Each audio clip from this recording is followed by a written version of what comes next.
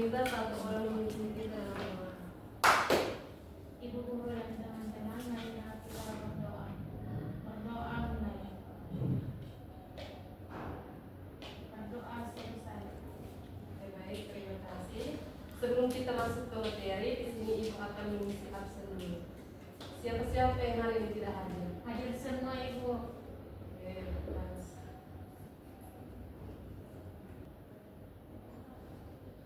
Oke, baik.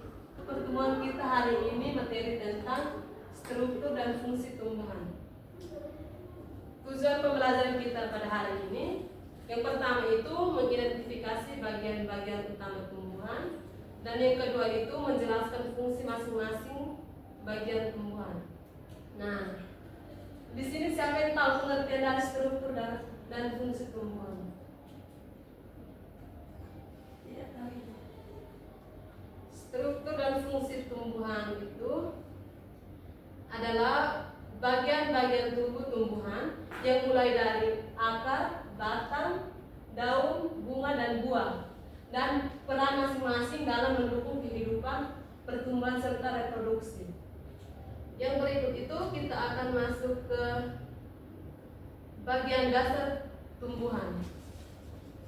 Yang pertama itu fungsi dari akar. Fungsi akar yang pertama itu penyerapan air dan mineral melalui rambut akar. Yang kedua itu penambatan tumbuhan ke substrat untuk stabilitas.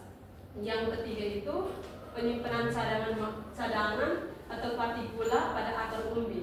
Dan yang terakhir itu interaksi dengan mikorhiza untuk meningkatkan serapan nutrien. Yang berikut itu fungsi batang. Batang berfungsi sebagai rangka internal dan saluran pengangkut antar bagian tumbuhan. Yang pertama itu transportasi. Sila mengangkut air atau mineral dari akar, peloyan mendistribusikan hasil fotosintesis. Yang kedua itu penopang dan pertumbuhan. Kambium memungkinkan pertumbuhan sekunder batang,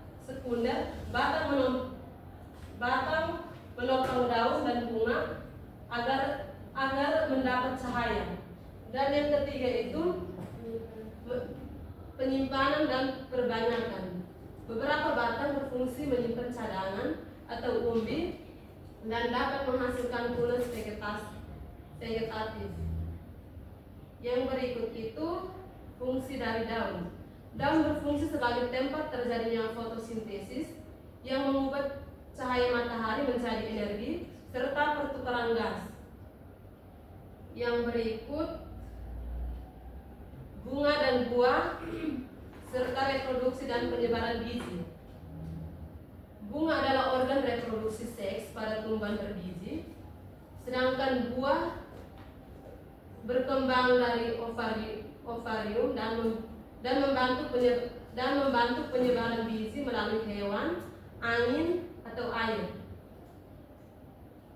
Penyebaran yang pertama itu penyerbukan. Pindahnya serbuk sari ke stigma atau angin, serangga, dan hewan. Yang kedua itu fertilisasi. Penyatuan gamet menghasilkan embrio dalam biji. Dan yang ketiga itu pembentukan buah. Ovarium berubah menjadi buah yang melindungi dan mempermudah penyebaran. Oke, baik. Pertemuan kita cukup sampai di sini dan kita bertemu kembali di minggu depan.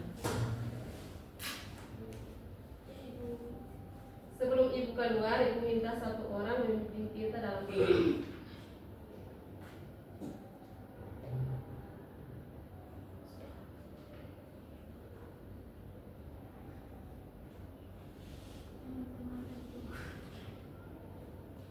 Teman-teman dan ibu guru, marilah kita berdoa. Berdoa mulai. Berdoa selesai. Terima kasih. Selamat siang untuk kita semua. Siang.